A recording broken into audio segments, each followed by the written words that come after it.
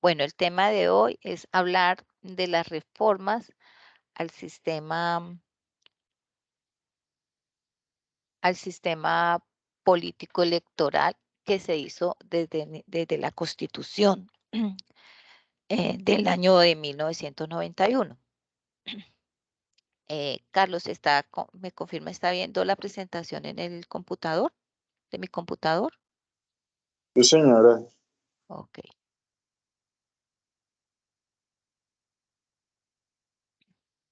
Entonces, en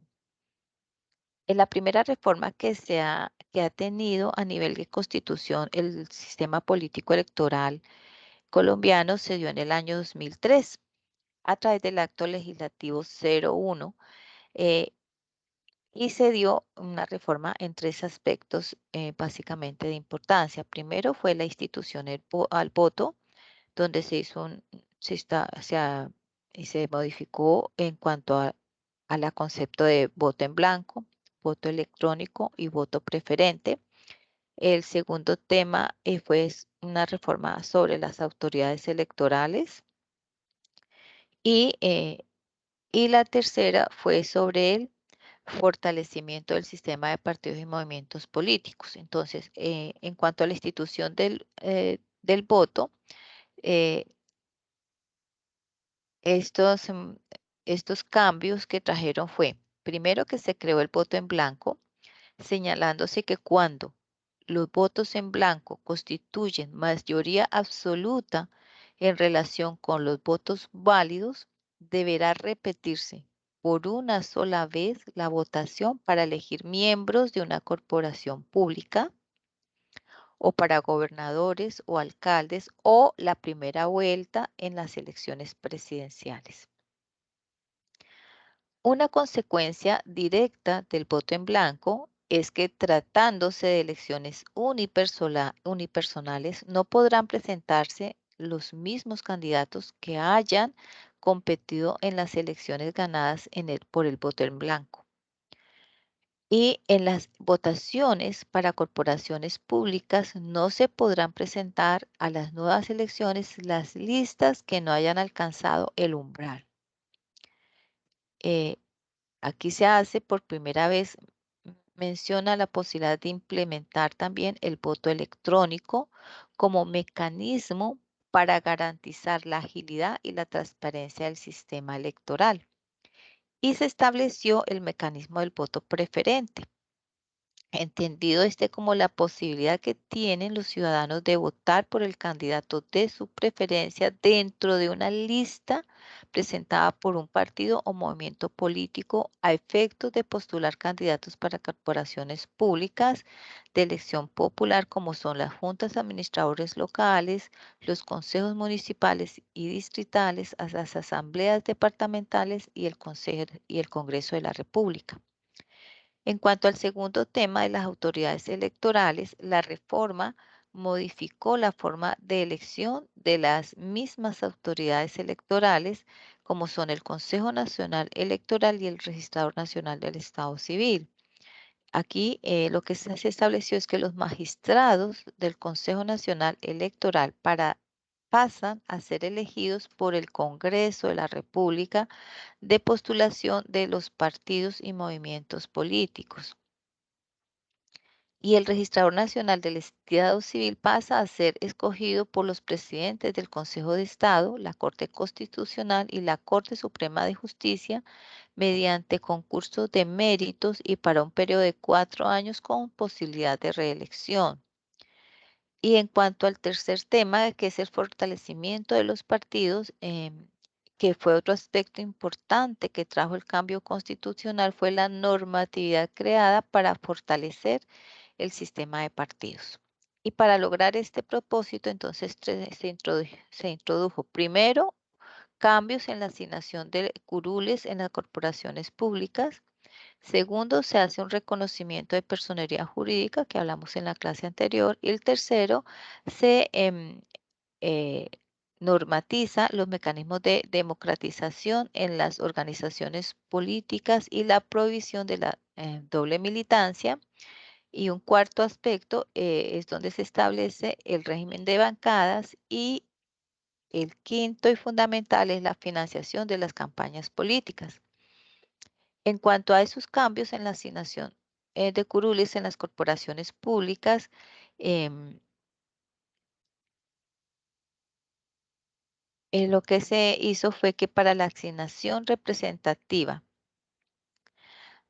y equitativa de curules en las corporaciones públicas se estableció el sistema de cifra repartidora o el método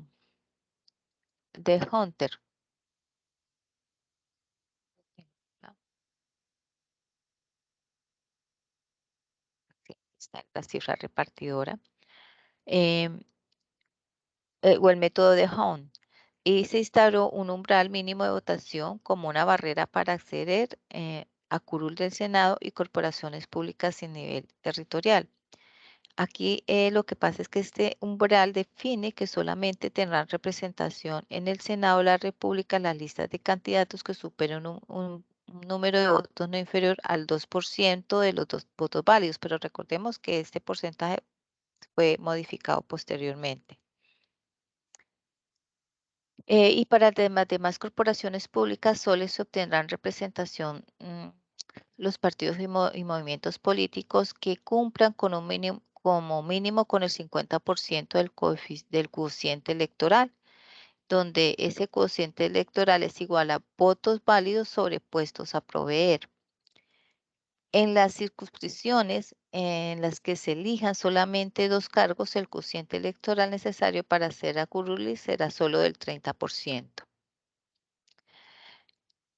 En cuanto al reconocimiento de personería jurídica, uno de los puntos más polémicos que trajo la reforma política del 2003 fue sujetar el reconocimiento de personería jurídica a los partidos y movimientos políticos que obtengan una votación no inferior al 2% de los votos emitidos válidamente en el territorio nacional o en elecciones de Cámara de Representantes o Senado. Y adicionalmente, para fortalecer la democratización interna de los partidos y movimientos políticos, bueno, les recuerdo que ese 2% fue modificado posteriormente. Y para fortalecer la democratización interna de los partidos y movimientos políticos, se formuló una causal de pérdida de personería jurídica eh, cuando no se realice la celebración de por lo menos una convención cada 2 años. Debe hacerse una convención por partido para habilitar la posibilidad de que los miembros del partido influyan en la toma de decisiones más importantes de la organización política. En cuanto al establecimiento del régimen de bancadas, no, vamos a hablar primero de los mecanismos de democratización en las organizaciones políticas y la prohibición de la doble militancia, que es el tercer punto de este punto de la reforma. Y es con el fin y es que con el fin de democratizar esos partidos y movimientos políticos, lo que se hizo fue que se ordenó a ellos a establecer unos mecanismos democráticos para la toma de sus decisiones y escoger, escoger los candidatos que van a participar en una contienda, estableciéndose para ello la posibilidad de realizar consultas populares o internas. De igual forma, se les prohibió a los ciudadanos pertenecer simultáneamente a más de un partido o movimiento político con personería jurídica. Y el cuarto es el establecimiento del régimen de bancadas, que es otro hecho político innovador que trajo para ese momento la reforma y fue la obligatoriedad de actuar en bancada por parte de los miembros de un mismo partido o movimiento político y al interior de una corporación pública. Y esto es para darle fuerza, esto se hizo con el fin de darle fuerza a ese mandato constitucional. La norma estableció que los partidos y movimientos políticos podrían establecer sanciones por el no acatamiento de las directrices del partido y a su vez señala la necesidad de que establezcan los temas de conciencia en los cuales esta regla de bancada no será aplicable. Y el quinto es la financiación de las campañas políticas. que en este aspecto de este acto legislativo 01 del 2003, mm, se destaca por por el hecho de señalar cómo a partir de la vigencia de dicho acto el legislativo, la violación de los topes máximos de financiación de las campañas debidamente comprobado sería sancionado con la pérdida de investidura o del cargo.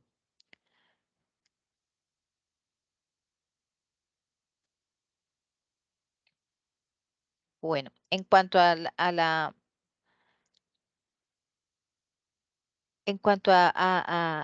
la forma como se aplica la fórmula de la cifra repartidora para hallar para asignar las curules, el número de curules a la que tiene derecho un partido o movimiento político en un proceso electoral, lo que se hace es que se divide el número de votos de cada lista que haya superado el umbral por uno, dos o tres sucesivamente, hasta el número de curules a proveer. Y una vez se realiza la división, se ordenan los resultados de mayor a menor hasta que obtenga el número total de curules a proveer.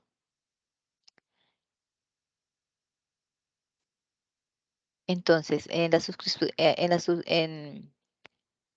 hay que tener claro que la cifra repartidora lo que hace es que lo que permite es asignar el número de curules a las que tiene derecho cada partido o movimiento político.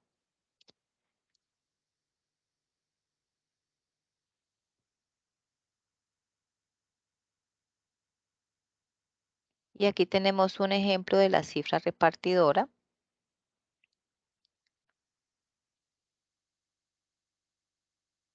donde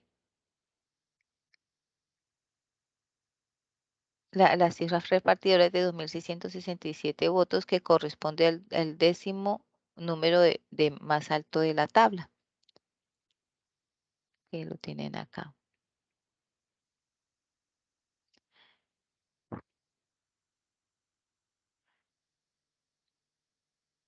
Entonces ahí dice que el umbral es del 50% del cociente electoral, eso dice la cifra repartidora. Cuando el cociente electoral eh, por el cociente electoral es igual al total de votos válidos sobre el número de curules a proveer. Entonces, como el cociente electoral para este caso es de 200.000 sobre 12 es igual a 16,666 y el umbral es igual a ese 16,666 por el 50% sobre 100, esto es igual a 8.333 votos válidos que debe tener el partido para poder obtener las diferentes curules.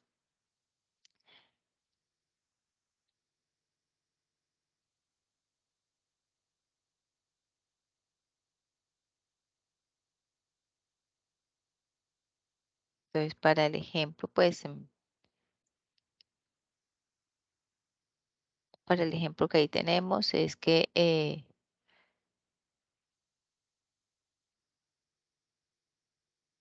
ahí se están determinando, son 12 curules, la cifra repartidora da como resultado que son 12 curules y ya no entran a competir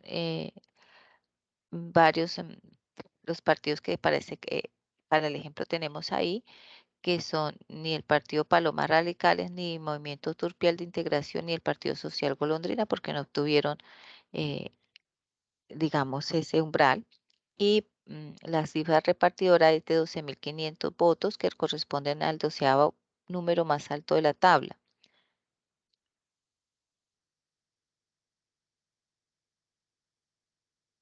Y ahí nos hablan de los 8.333 votos que debieron haber cumplido los partidos mínimo para poder obtener curules, un número de curules en para esos cargos públicos. Eso se hace así con esa cifra repartidora. Así se obtiene el número de curules a obtener por cada partido o movimiento político. Bueno, En cuanto a la reforma del año 2004,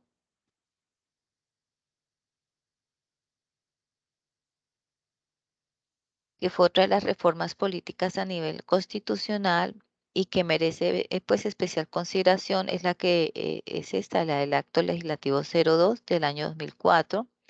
la cual permitió la reelección inmediata del presidente de la República. Esta reforma es que se le hizo al artículo 197 de la Constitución original decía, en la Constitución del 91 decía que no podrá ser elegido presidente de la República al ciudadano que a cualquier título hubiera ejercido la presidencia. Y pasó a indicar a partir del 28 de diciembre del 2004 que nadie podrá ser elegido para ocupar la presidencia de la República por más de 2 periodos. Entonces, debido a la posibilidad de reelección presidencial, el mismo acto legislativo 02 del 2004 solicitó en su momento al Gobierno Nacional y al Congreso de la República un proyecto de ley estatutaria que reglamentara este tema en esta materia, a fin de garantizar condiciones de igualdad en las campañas a elección presidencial en las que participe un presidente en ejercicio para esa época. Y en este sentido, el Congreso entonces expidió la Ley 996 de 2005, conocida como Ley de Garantías, en la cual se fijaron limitaciones para la actuación pública del presidente candidato en su momento, así como el uso, apropiación y asignación de recursos públicos durante el periodo de campaña. Otro aspecto,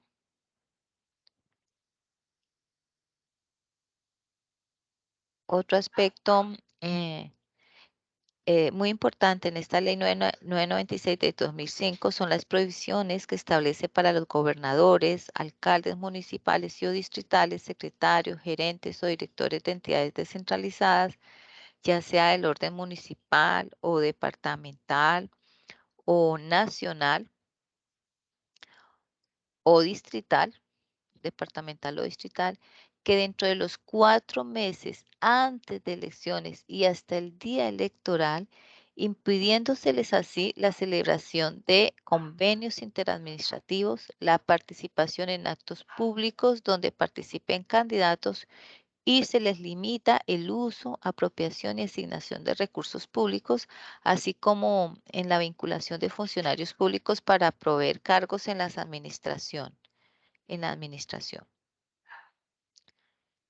Y en cuanto a la reforma política del 2009, eh, que fue, trajo una reforma que fue importante porque se decidió una vez más modificar las reglas constitucionales del sistema político electoral con un propósito y era el de fortalecer las organizaciones políticas. Y aquí pues se tienen en cuenta 5 aspectos muy importantes. Están acá 5 aspectos muy importantes que se hizo en esta reforma. Entonces, el primero fue la responsabilidad política de los partidos y movimientos políticos.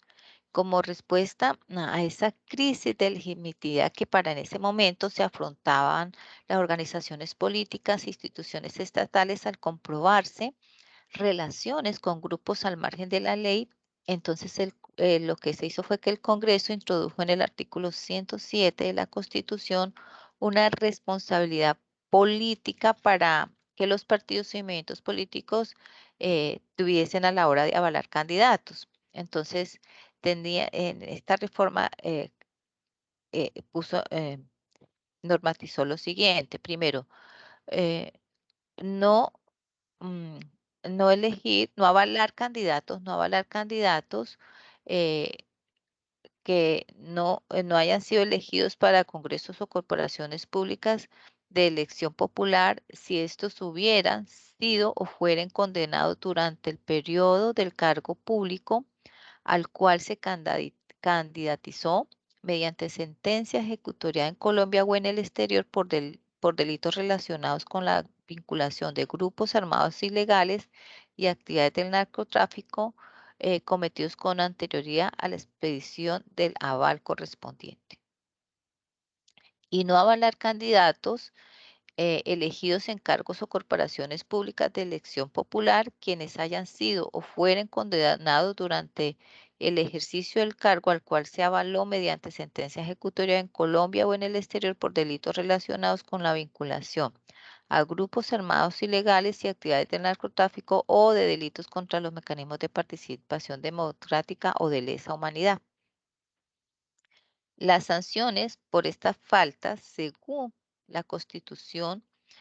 pueden variar desde multas, pasando por la devolución de los recursos públicos percibidos mediante el sistema de reposición de votos, hasta la cancelación de la personería jurídica. De igual forma, cuando los avalados sean electos para cargos uninominales, el partido o movimiento político que avaló a a ese candidato que ha sido condenado no podrá presentar candidatos para las siguientes elecciones en esa circunscripción. En esta reforma se estableció una responsabilidad para los directivos de los partidos y a ellos se les aplica las sanciones que determine la ley en los casos que se demuestre que no actuaron con la debida diligencia y cuidado en el ejercicio de su cargo y en la entrega de esos avales. En cuanto a el régimen de reemplazos al interior de las corporaciones públicas.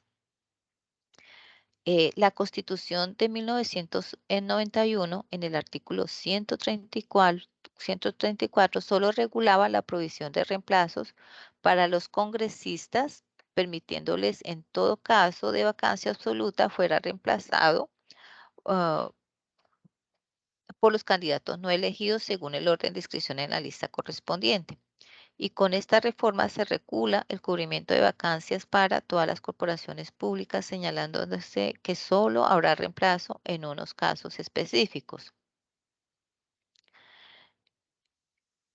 como por ejemplo cuando consecuencia y como consecuencia de esos casos está mm, la importancia de reemplazar a un miembro de una corporación pública de elección popular a partir del momento en que le fuera proferida una orden de captura dentro de un proceso penal al cual se le haya vinculado formalmente por delitos relacionados con la pertenencia, promoción o financiación a o por grupos armados ilegales de narcotráfico o de delitos de lesa humanidad, siendo afecto entonces de la sentencia condenatoria la pérdida definitiva de la curul para el partido al que pertenezca el miembro de la corporación pública. A esta situación en específico de no reemplazo se le conoce popularmente como la silla congelada, si es temporal, o la silla vacía, si es permanente. En cuanto al tercer punto de la personería jurídica, eh, que en la reforma del 2003, en el artículo 108, se condicionó el reconocimiento de la personería jurídica de los partidos y movimientos políticos a una votación no inferior al 2% de los votos emitidos válidamente en el territorio nacional en elecciones de Cámara de Representantes o Senado. Con la reforma del política del 2009, este umbral pasó de ser del 3%,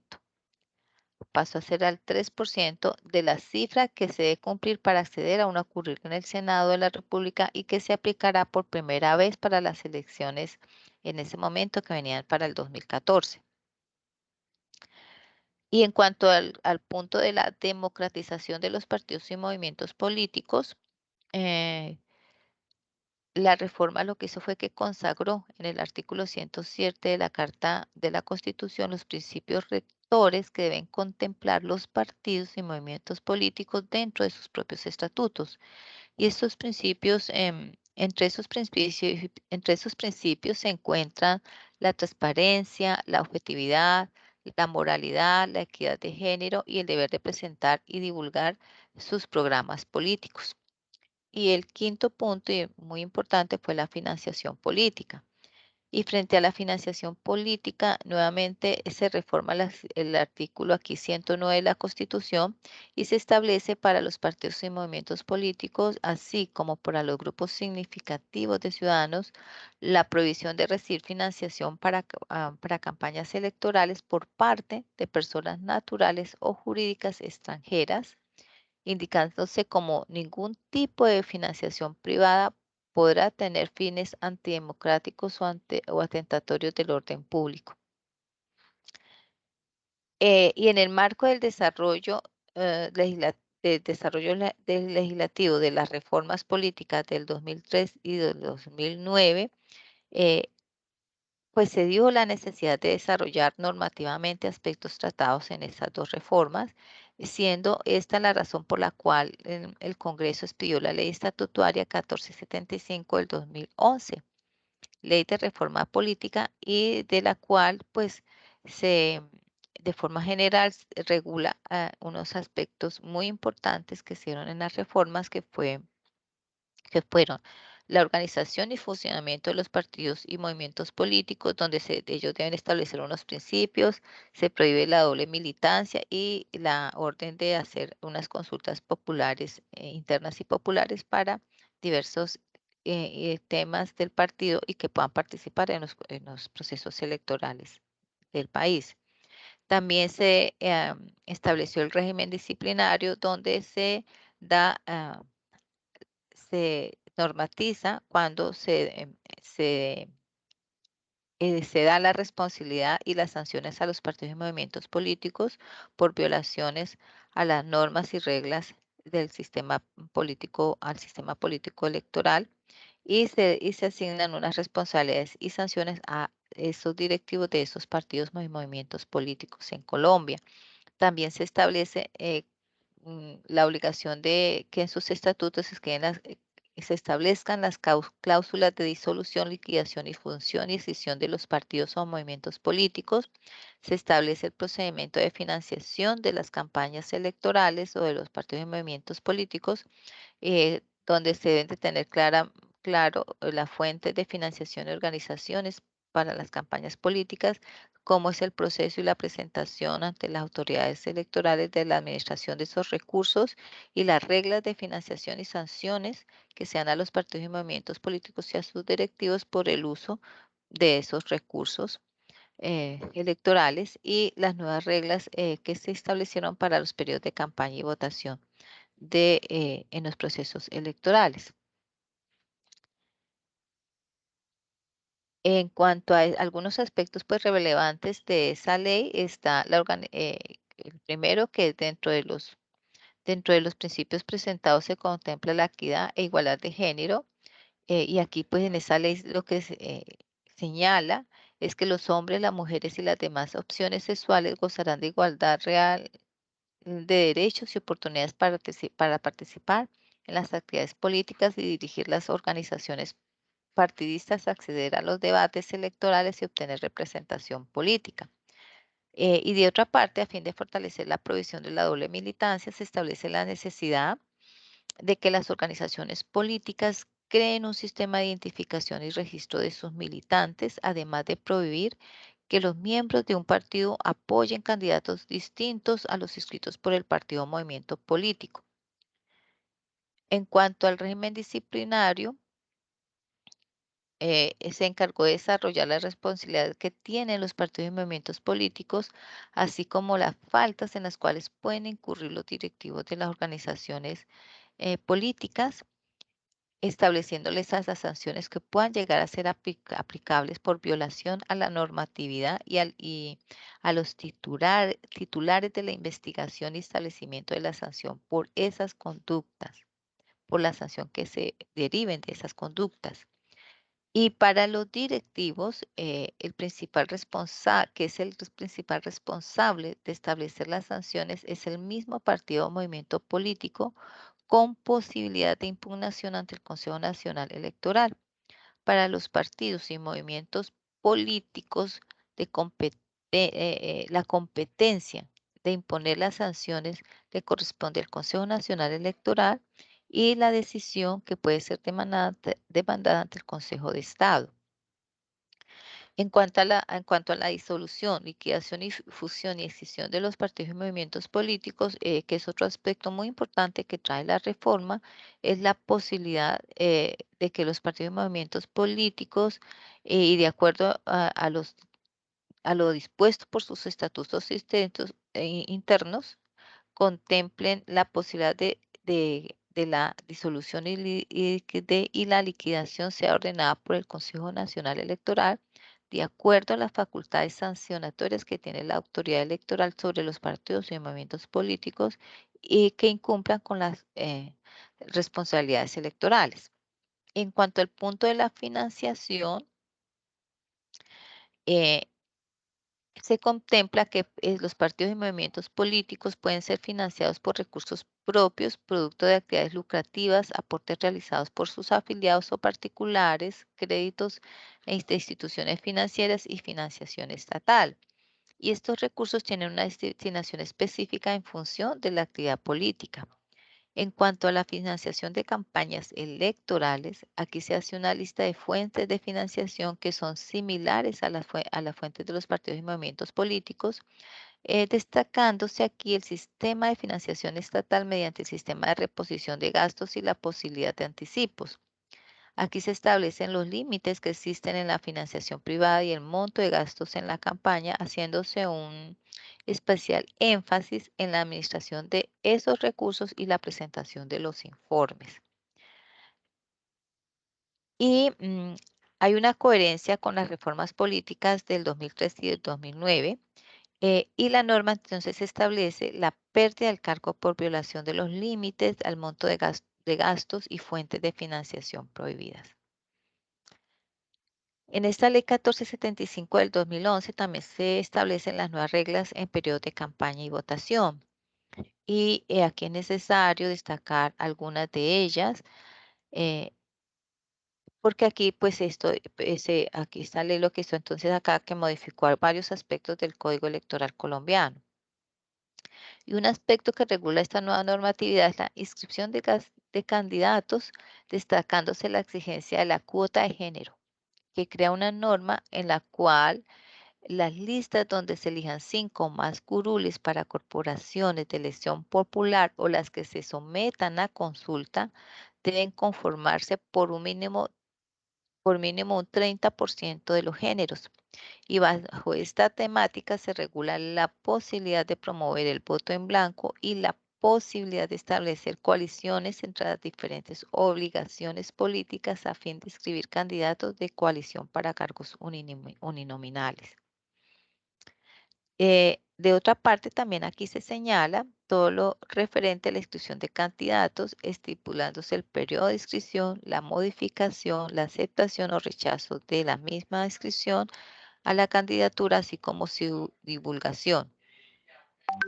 Y frente a las campañas electorales se establecen las reglas de propaganda electoral, haciéndose un espacial énfasis en las reglas de otorgamiento y utilización de los espacios gratuitos y pago en radio y televisión. También en esta ley se regulan aspectos de la implementación del voto programático, el censo electoral, se aumenta el periodo de inscripción de votantes, se regula la presencia de guías electorales el día electoral, la violación, la violación a todas a todo el reglamento del sistema político electoral, a la votación en el extranjero, los escrutinios inmediatos, los testigos electorales y la observación electoral. Y por último, pues un aspecto muy importante de esta reforma es la creación de la Unidad Nacional de Delitos contra los Mecanismos de Participación Democrática en la Fiscalía General de la Nación con el fin de investigar los delitos contra los mecanismos de participación democrática,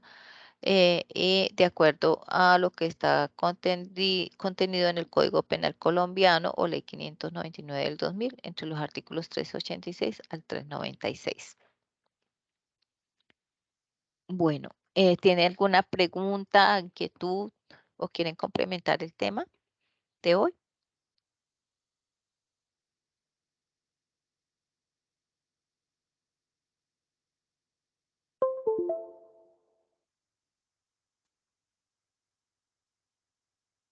Carlos,